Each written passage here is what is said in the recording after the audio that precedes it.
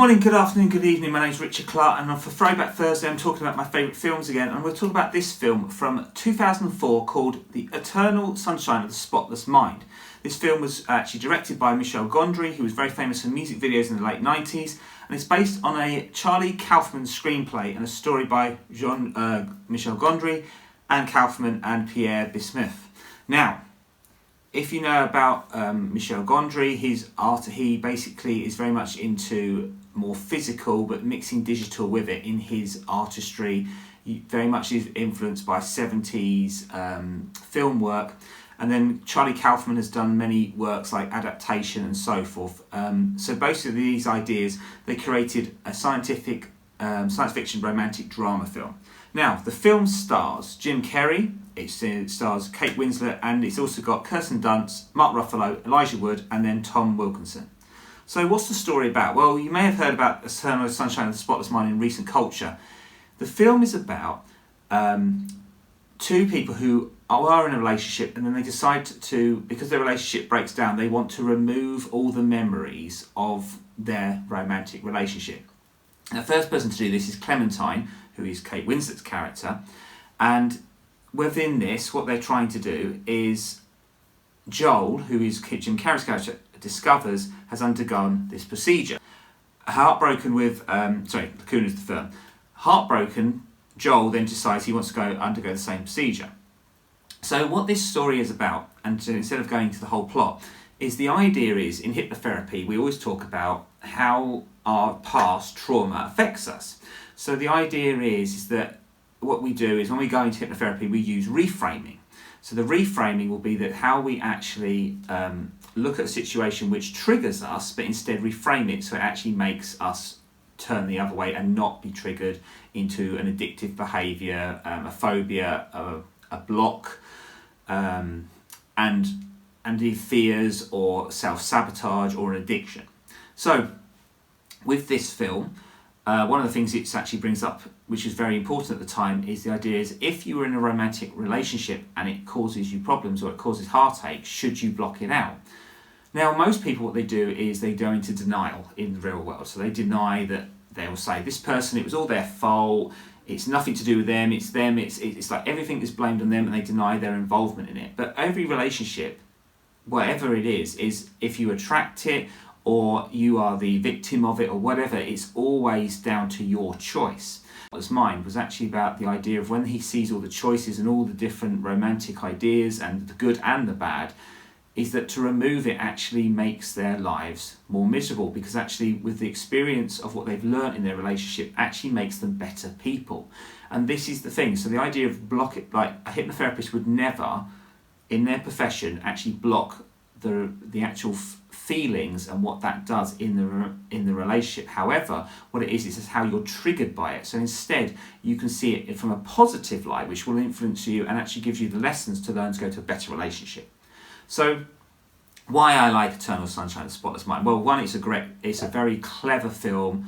Very much uses like the idea of it's a fragmented thing, so it's non-linear. But the idea is also Jim Carrey in this, like the Truman Show, plays a serious character. Kate Winslet obviously had done a lot of period drama, so again these were all out of type roles for both of them.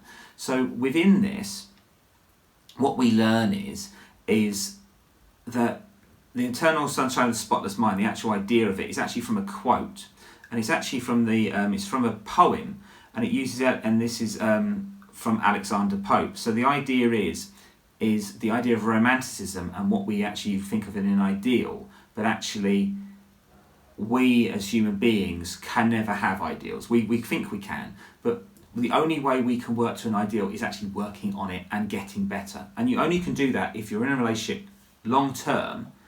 But sometimes we know in short terms we look for red flags straight away. So Eternal Sunshine of the Spotless Mind, to me as a film, is explaining the ideas of where we in relationships don't work out what we can do. But actually by the end of the film is actually Jim Carrey's character and Kate Winslet's character, Clementine and Joel, actually get back together. And they realise that actually, because they've had these memories wiped out, they can now, sometimes that's how we should be. So This can happen in marriages. A marriage breaks up, it gets into divorce, and there's a lot of bitterness and revenge. But it's actually, if you've got children involved, you should try and come up to a resolvement and try and be the best co-parenting you can. Idea of co-parenting is actually quite bad, because actually the reason with co-parenting why it can end up bad is because if people resent each other through usually a divorce, then the children get the effect of each parent will say things about each parent, and sometimes that can be a negative effect on the children psyche, because then once they get older, and this is, I've had a lot of clients with this, is their actual cannot get into relationships because their own parents' relationship was so fraught and triggering for them that they don't feel that they can get into another relationship.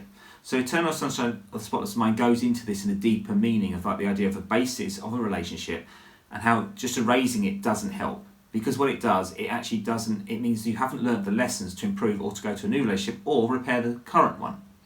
So I recommend this film for anybody who is in a relationship, looking to be in a relationship, or actually just looking at where people make mistakes and how you can rectify them. So I feel for this film, it is very much a film which at the time in 2004 was very revolutionary, because it was very much an artsy film, but it was a film which really worked on the idea of a futuristic concept. And in my opinion, in hypnotherapy, I hope futuristically they don't have this technology used, because I think ethically it will cause a lot of problems. You shouldn't wipe memories away from people.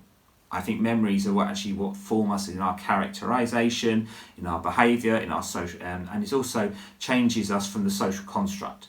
Because, for example, if we're always socially constructed to be something, but then our memories are there to learn from experiences, then our experiences is actually what should shape us. But the one thing is also with this film, it's about the idea of being in denial. And being in denial, or a false memory, is something also hypnotherapists have to look for. And when we do that, when we're actually working with someone, we actually have to look at false memory, because people will say this happened, and then you can see, sometimes with hypnotherapy, we can see there's something not right, because we can see it in their body language of the client, or if you're lucky enough as a hypnotherapist like I am, I can actually see what the person is seeing in their head. So I can see that and I say, oh, Dave said these different things, and I'm like, what colour is that chair? And if they lie to you, then you know they're creating false memories. They're trying to hide something. So there's got to be something more within it. And that can be as simple as that, but it's also to do with sometimes people are so upset, or they don't, because it's so triggering for them, or it's going to bring up a lot of upset. But the thing is, if you don't reframe it, then that triggering will keep continuing and affect that person in their day-to-day life. So, Eternal Sunshine of the Spotless Mind, excellent film about the idea of the mind, about relationships, also about the idea of experience, and the idea of actually then the regret of if you was able to erase the mind of what it would cause. So, please go and watch it, and I think it's actually Michelgondry's best film, in my opinion. So, yeah, please enjoy and tell me what you think.